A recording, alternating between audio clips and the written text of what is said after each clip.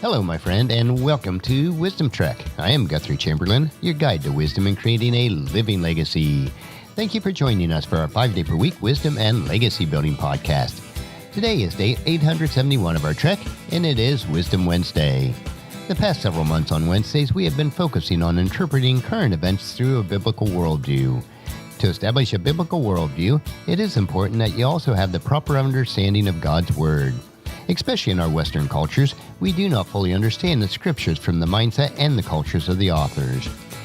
In order to help us all have a better understanding of some of the more obscure passages in God's Word, we are investing Wisdom Wednesdays reviewing a series of essays from one of today's most prominent Hebrew scholars, Dr. Micheal S. Heiser. He has compiled these essays into a book called I Dare You Not to Bore Me with the Bible. We are broadcasting from our studios at the Big House in Marietta, Ohio. Since the beginning of human history, people have been searching for a love potion. There is little verifiable proof that there is such a secret potion. There is an odd potion in the Old Testament, though, that seems a bit strange. In today's essay, we want to look at Numbers chapter 5, where God gave Moses a recipe for what we will call Love Potion Numbers 5. When was the last time that you heard a sermon on Numbers chapter 5, verses 11 through 31? Chances are you never have. One of the things that Dr. Heiser enjoys telling people in conversations about Bible study is that if it is weird, it's probably important. This passage certainly qualifies for both respects. The strangeness of this passage is easily detectable, but only careful Bible study makes its importance apparent. Numbers chapter 5 verses 11 through 31 describes a water ritual to determine the guilt or innocence of a woman suspected of adultery. Let me read this passage so that you'll have a bit of understanding about this strange ritual. This section in the New Living Translation is called Protecting Marital Faithfulness. Listen as I read. And the Lord said to Moses, "Give the following instructions to the people of Israel.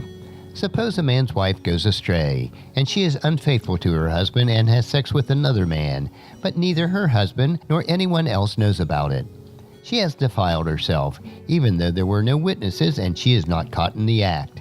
If her husband becomes jealous and is suspicious of his wife and needs to know whether or not she has defiled herself, the husband must bring the wife to the priest. He must also bring an offering of 2 quarts of barley flour to be presented on her behalf. Do not mix it with olive oil or frankincense, for this is a jealousy offering, an offering to prove whether or not she is guilty. The priest will then present her to stand trial before the Lord. He must take some holy water in a clay jar and pour into it dust taken from the tabernacle floor. When the priest has presented the woman before the Lord, he must unbind her hair and place in her hands the offering as proof, the jealousy offering, to determine whether her husband's suspicions are justified. The priest will stand before her, holding the jar of bitter water that brings curse to those who are guilty. The priest will then put the woman under oath and say to her, "If no other man has had sex with you, and if you have not gone astray and defiled yourself while under your husband's authority, may you be immune to the effects of this bitter water that brings on the curse. But if you have gone astray by being unfaithful to your husband and have defiled yourself by having sex with another man." At this point, the priest must put the woman under oath by saying, "May the people know that the Lord's curse is upon you when he makes you infertile, causing your womb to shrivel and your abdomen to swell. Now may this water that brings the curse enter your body and cause your abdomen to swell and your womb to shrivel." And the woman will be required to say, "Yes, let it be so." And the priest will write these curses on a piece of leather and wash them off into the bitter water. He will make the woman drink this bitter water that brings on the curse. When the water enters her body, it will cause bitter suffering if she is guilty. The priest will take the jealousy offering from the woman's hand and lift it up before the Lord and carry it to the altar. He will take a handful of flour as a token portion and burn it on the offering, and he will require the woman to drink the water. If she has defiled herself by being unfaithful to her husband, the water will bring on a curse and will cause bitter suffering. Her abdomen will swell and her womb will shrink, and her name will be a curse among her people. But if she has not defiled herself and is pure, then she will remain unharmed and still be able to have children. This is the ritual law for dealing with suspicion. If a woman goes astray and defiles herself while under her husband's authority, or if a man becomes jealous and is suspicious that his wife has been unfaithful, the husband must present his wife to the Lord, and the priest will apply the entire ritual law to her. The husband will be innocent of any guilt in this matter, but his wife will be held accountable for her sin. And that concludes the reading of Numbers chapter 5, verses 11 through 31.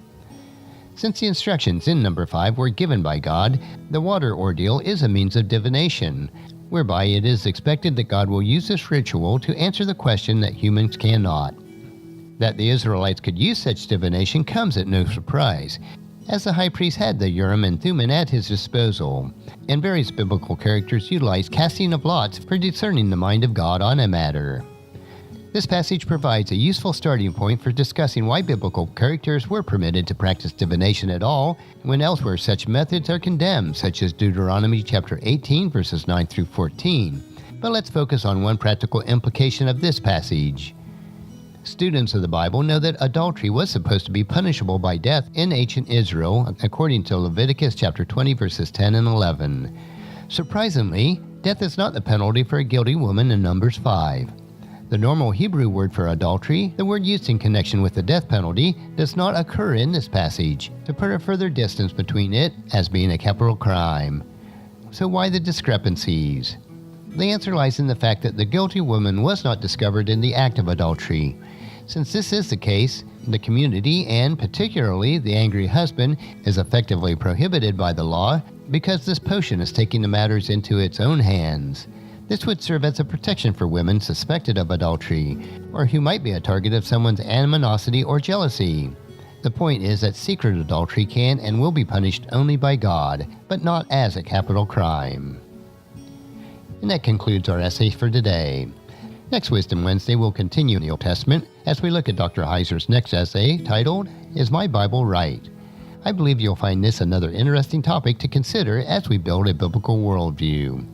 Tomorrow we will continue with our 3-minute humor nugget that will provide you with a bit of cheer, which will help you to lighten up and live a rich and satisfying life. So encourage your friends and family to join us, and then come along with us tomorrow for another day of Wisdom Trek, Creating a Legacy. If you'd like to listen to any of the past 870 treks or read the Wisdom Journals, they are available at wisdom-trek.com. And I encourage you to subscribe to Apple Podcasts or Google Play so that each day's trek is downloaded to you automatically. And thank you so much for allowing me to be your guide, your mentor, but most importantly, I am your friend, as I serve you through the Wisdom Trek podcast and journal. As we take this trek of life together, let us always live abundantly, love unconditionally, listen intentionally, learn continuously, lend to others generously, lead with integrity, and then leave a living legacy each day. I am Guthrie Chamberlain, reminding you to keep moving forward, enjoy your journey, and then create a great day every day. See you tomorrow.